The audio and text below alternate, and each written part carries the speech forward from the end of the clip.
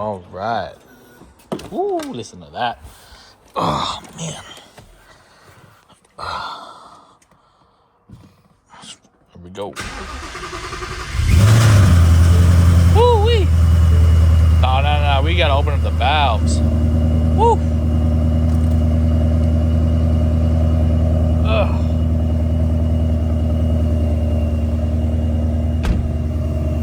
Just counting down the days, you guys. 2 more days till we go to Powercruise. We're going to wash the car. It's a little filthy. We're going to swap the wheels out. And then start packing up, cleaning up the Mustang here. And that's a wrap, dude. Car is washed. We looking sparkly today. I don't know if you guys see that on camera. God dang, this thing is crazy.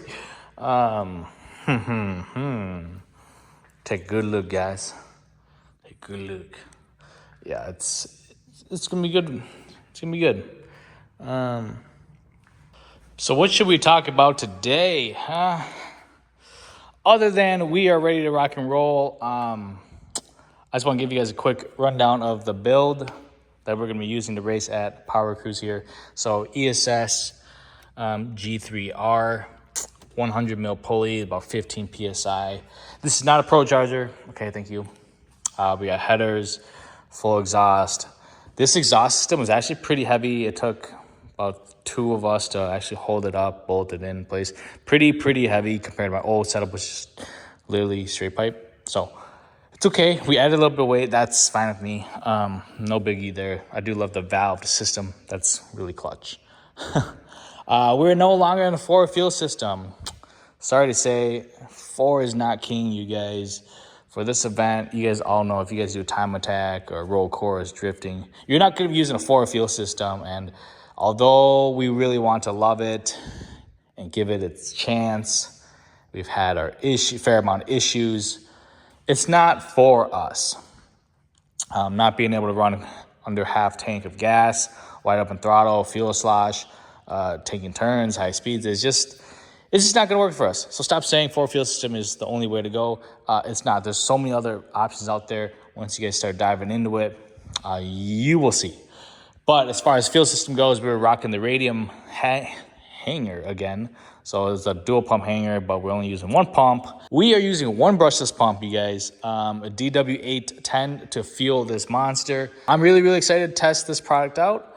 DW is, I don't know.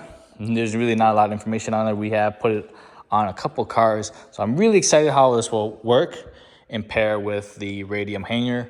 I'm very familiar with the radium hanger already because previously before we put in two 465s in there, it worked great. It worked freaking amazing. We just, not my thing. We still had dead pumps and we went back to the Ford because to do triple pump. So that's where we're at. So this will be, I guess, the first of its kind. Radium hanger with the DW810. We'll try this out. Yeah, that's pretty much it in here. Stock engine, stock trans still. We've been close to 1,800 some pulls now. Stock unported intake manifold. Why I don't run a ported intake manifold or a Cobra Jet or something else, it's just, I don't know. We just never had the need, honestly.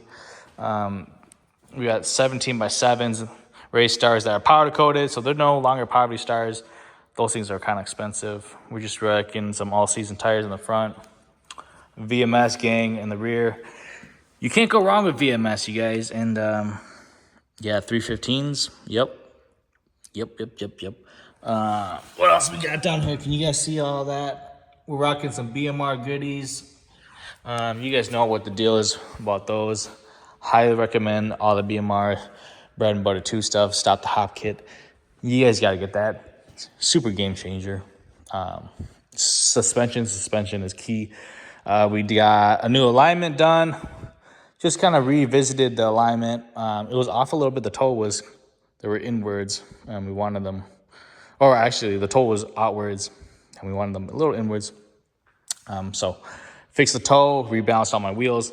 Yes, the used wheels, these are cupped. Those are a little worn, but rebalanced them. I guess that's the only update I got. I got to take those off, and then we'll haul them up in a different car. But the Mustang's cleaned, ready to rock and roll. As far as testing goes, does the car actually work? Well, I mean, we've done a couple pulls. That's all I can really say. On this new system, we've probably done about 15 pulls already. I don't know. I'm still nervous about it, honestly. I'm really, really nervous about it. But there's only one way to find out if it survives the event is actually to go to the event. And I guess we'll see. We'll see. I don't know what to expect. Up there, you guys, all I know is the Fore Fuel System that was in there would not have worked because we couldn't even go down the freaking road.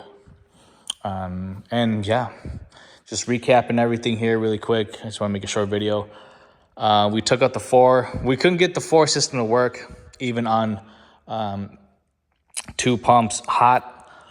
So I just ripped out everything, the hanger and the wires from the FC3 to the pumps. And ripped it all out, put in the DW810, and the car fired up, and it's working normal again. So other than that, I really don't have much testing done to the car other than we were able to do pulls again, able to drive the car again. We fixed the fuel lines. Yeah, that's it. So something within those wires between the FC3 to the fuel pumps were bad in some way, shape, or form. And that's okay. That's okay because I honestly, I mean, you think about 3 525s trying to run, and then you get to half tank at like a road course event. It's just gonna suck, honestly. And maybe this was a good thing that we went through all this trouble and headaches. Maybe, I don't know. But hopefully you guys enjoy it. We'll see you guys out at Powercruise. We will be there. I'm driving this car up. I don't plan on towing it. We're just going to do it like that. So see you guys at Powercruise. We are alive and well. We've been quiet. But I'm nervous. I'm still nervous, you guys. So peace.